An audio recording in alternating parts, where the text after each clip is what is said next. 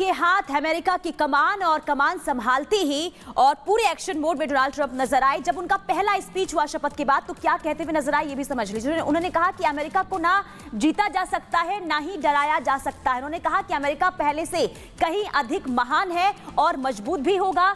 भगवान ने अमेरिका को फिर से महान बनाने के लिए मुझे बचाया है। उन्होंने कहा कि भविष्य हमारा है, हमारा सुनहरा और दौर अभी बाकी है। हम अमेरिकन सेना को फिर से दुनिया में सबसे ज्यादा मजबूत करेंगे। तो ये अहम बातें डोनाल्ड ट्रंप की तरफ से कही गई है। सेना को मजबूत करने की बात उन्होंने कही अपने आधे घंटे के स्पीच में। जो उन्होंने भाषण दिया है, जो बातें कही है, उससे लेकर पूरे देश में हड़कंप की स्थिति देखने को मिल रही है। तो जो स्पीच डोनाल्ड ट्रंप ने दी उसको देखकर पूरे देश में ही नहीं बल्कि पूरी दुनिया में उसकी चर्चा हो रही है, जिस तरीके से उन्होंने इमरजेंसी लागू की। लेकिन जब बात हम अमेरिका और भारत के रिश्तों की करते हैं तो वक्त के साथ ये किस तरीके से और सहज हुए हैं ये हमने सभी ने देखा है। प्रधानमंत्री नरेंद्र मोदी और डोनाल्ड ट्रंप के बीच के भी जो रिश्ते हैं वो बहुत सहज है। ऐसे में भारत की तरफ से विदेश मंत्री एस जयशंकर डोनाल्ड ट्रंप की शपथ ग्रहण समारोह में मौजूद दिखे और जब वहां पर उन्होंने अपनी मौजूदगी दर्ज कराई तो जिस गर्मजोशी के साथ उनका स्वागत हुआ, इतना ही नहीं जो जगह उन्हें बैठने के लिए दी गई वो अब चर्चा का केंद्र बनी हुई है। रिपोर्ट देखिए। First item that President Trump is signing is the rescission of 78 Biden-era executive actions, executive orders, presidential memoranda, and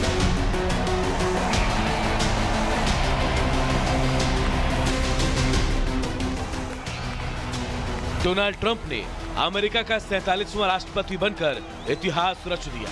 comeback king के रूप में ट्रंप ने अपने स्वभाव के मुताबिक अपने शपथ ग्रहण समारोह को भव्य बनाने में कोई कोर कसर नहीं छोड़ी। ट्रंप के समारोह के लिए ट्रेड क्षेत्र की कंपनियों ने करोड़ों डॉलर का दान दिया, जिस कारण यह आयोजन भव्य और धूमधाम से हुआ।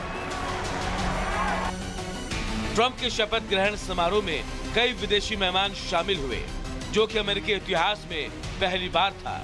अलग अलग देशों के राष्ट्राध्यक्ष समेत तमाम उद्योगपति और राजनीतिक हस्तियां ट्रंप के शपथ ग्रहण समारोह में शामिल हुए। भारत की तरफ से विदेश मंत्री एस जयशंकर भी पीएम मोदी के दूत बनकर ट्रंप के शपथ ग्रहण समारोह में शामिल हुए। दुनिया के सबसे शक्तिशाली समारोह में भारत की ताकत भी दिखी। जहां दूसरे देशों के प्रतिनिधि खड़े थे, वहीं विदेश मंत्री जयशंकर इक्वाडोर के राष्ट्रपति डेनियल नोबो के साथ आगे की लाइन में बैठे नजर आए। जानकारी के मुताबिक एस जयशंकर पीएम मोदी का खास संदेश लेकर अमेरिका पहुंचे थे। वहीं प्रधानमंत्री नरेंद्र मोदी ने भी डोनाल्ड ट्रंप को अमेरिका का राष्ट्रपति बनने पर बधाई दी। पीएम मोदी ने एक्स पर पोस्ट शेयर कर लिखा, मेरे प्रिय मित्र राष्ट्रपति डोनाल्ड ट्रंप को संयुक्त राज्य अमेरिका के 47वें राष्ट्रपति के रूप में ऐतिहासिक शपथ ग्रहण पर बधाई। मैं एक बार फिर साथ मिलकर काम करने, दोनों देशों को लाभ पहुंचाने और दुनिया के लिए बेहतर भविष्य को आकार देने के लिए तत्पर हूं। आने वाले सफल कार्यकाल के लिए शुभकामनाएं।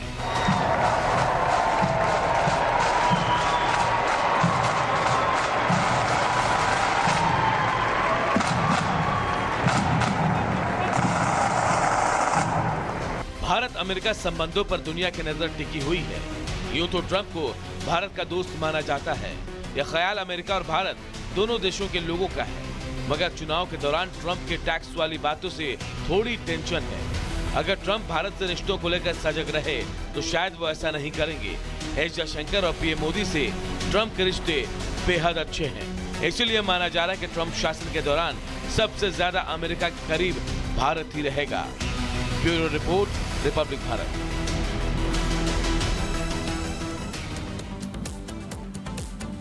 तो सिर्फ विदेश मंत्री एस जयशंकर ने ही शपथ ग्रहण समारोह की शोभा नहीं बढ़ाई, बल्कि इसके अलावा और कौन कौन से मेहमान थे जो कि कार्यक्रम की शोभा बढ़ाते हुए दिखे, वो हम आपको बताते हैं। ट्रंप के मेहमान मार्क जकरबर्ग मेटा के सीईओ कार्यक्रम में मौजूद दिखे। इसके अलावा शोच्यू टिकटॉक के ओनर हैं, वो भी कार्यक्रम की शोभा बढ़ाते हुए नजर आए। हान झिंग ने अपनी मौजूदगी दर्ज कराई। उपराष्ट्रपति हैं चीन के। इसके अलावा रिलायंस इंडस्ट्री के owner business tycoon Mukesh Ambani, जो कि भारत में एक बड़ा नाम और सिर्फ भारत ही नहीं विदेशों में एक बड़ा नाम, मुकेश अंबानी ने भी कार्यक्रम में अपनी मौजूदगी दर्ज करवाई। इसके अलावा इक्वाडोर के राष्ट्रपति डेनियल नोबोआ, इन्होंने भी कार्यक्रम में अपनी मौजूदगी दर्ज करवाकर कार्यक्रम की शोभा बढ़ाई। यानी कि डोनाल्ड ट्रंप के शपथ ग्रहण समारोह में एक से एक खास मेहमान दिखाई दिए।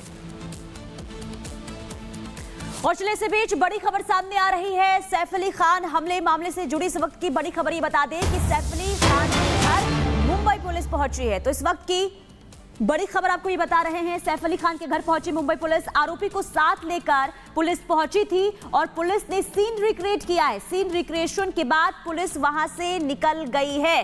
तो ये अहम जानकारी आपको बता रहे हैं, क्योंकि रिक्रिएट जो सीन किया गया है इसके जरिए पुलिस पता लगाने की कोशिश करेगी कि आखिर 16 जनवरी की रात 2 बजे उस दिन हुआ क्या था। क्योंकि देखिए, पुलिस रिमांड पर अभी आरोपी है, 5 दिन की पुलिस रिमांड, और लगातार पुलिस आरोपी से पूछताछ कर रही है। क्योंकि नाम बदल कर जिस तरीके से वो भाग रहा था, लेकिन गिरफ्तारी उसकी होती है, इसके बाद कई अहम खुलासे भी पूछताछ से निकलकर सामने आ रहे हैं। और अब जब सीन रिक्रिएट हुआ तो पुलिस के हाथ कई अहम सबूत भी लग सकते हैं, कई खुलासे भी हो सकते हैं। हालांकि देखिए, जो आरोपी है उसने अपना गुनाह तो कबूल कर लिया है, लेकिन अभी भी कई ऐसी सच्चाई है, कई ऐसे राज है जिस पर से पर्दा उठना अभी बाकी है। और उसी सच्चाई की तह तक जाने के लिए पुलिस लगातार इस आरोपी से पूछताछ कर रही है। आरोपी शहजाद, जिसकी गिरफ्तारी हुई, पुलिस रिमांड पर है ये, और अभी लगातार उससे पूछताछ हो रही है। और जो वो अपने बयानों के जरिए बातें बता रहा है, उसके जरिए पुलिस आगे की कार्रवाई भी कर रही है।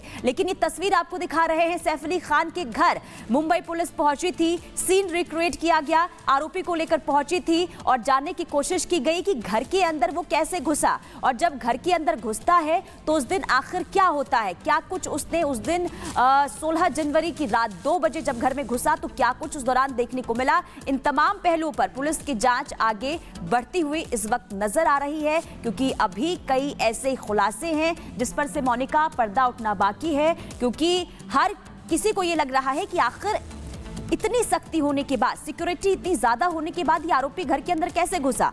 और यही वजह है कि पुलिस जो है सच्चाई तक पहुंचने के लिए अब सीन रिक्रिएट के लिए आरोपी को लेकर सैफ अली खान के घर पहुंचे। ये उस वक्त की तस्वीर आपको दिखा रहे हैं। हालांकि अब पुलिस आरोपी को लेकर बाहर निकल चुकी है। तो तस्वीरें आप देख रहे हैं कि पुलिस सीन रिक्रिएशन के बाद बाहर निकली है ताकि 16 जनवरी की रात क्या हुआ था वो सच सामने आ सके।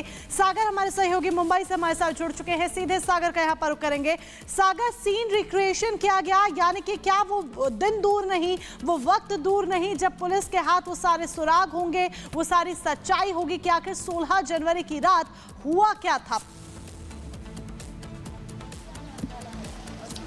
देखिए, बिल्कुल मोनिका, पूछताछ के दौरान कई बड़े खुलासे हो रहे हैं। रिपब्लिक भारत इस समय जहां पर सीन रिक्रिएट किया गया है सैफ अली खान के घर पे, सदगुरु शरण के देखिए ठीक सामने मौजूद है। अगर हम बात करें सीन रिक्रिएशन के दौरान कई बड़ी बातें सामने आई। ये जो आप देख रही है बेसमेंट जहां पर गाड़ी इस समय खड़ी है, इसके ऊपर जो है जो रास्ता बगल वाली छत से, वहां से आरोपी कूद के आता है। 8वीं मंजिल तक आरोपी सीढ़ियों से यहां पर गया था। उसके बाद कहा जा रहा है कि पाइप का सहारा लिया। एक बार लाल वाली पाइप की तरफ फोकस करिए आकाश। देखिए, ये जो तस्वीर है, यहीं से आरोपी जो है चढ़ के बड़े आसानी से घर के अंदर दाखिल हुआ, सैफ अली खान के बेडरूम तक पहुंच गया। उसके पहले बाथरूम के अंदर बंद था जहां पर नैनी ने उसे देखा। लेकिन अब पूछताछ में कई बड़े खुलासे रिमांड के दौरान मोनिका लगातार हो रहा है, क्योंकि आरोपी कहा जा रहा है कि बांग्लादेश में कुश्ती का खिलाड़ी था, जिला लेवल, नेशनल लेवल पे जिसने कुश्ती खेला, जो वहां पर चैंपियन भी रह चुका, वो 5 से 6 महीने पहले बांग्लादेश में दाखिल होता है, फिर वो निशाना बनाता है इस घर को। अगर मैं बात करूं, देखिए ये जो तस्वीर आप दिखाई एक बार सड़क की, यहां से लगातार आरोपी 2 से 3 बार एक ऑटो पर बैठकर गुजरता है, उसने ये भी बताया। फिर उसके बाद उसने देखा कि सैफ अली खान के घर की रेकी कैसे उसने की। फिर उसके बाद ठीक है सागर, आप नजर बना के रखिए, तमाम अपडेट्स आपसे लेते रहेंगे। फिलहाल के लिए बहुत शुक्रिया, और लगातार इससे जुड़ी तमाम जानकारी आपको पहुंचाएंगे और बताएंगे कैसे पुलिस इस पूरे मामले में एक्शन मोड में नजर आ रही है। व्यत्यय आणू नका, आमचं काम।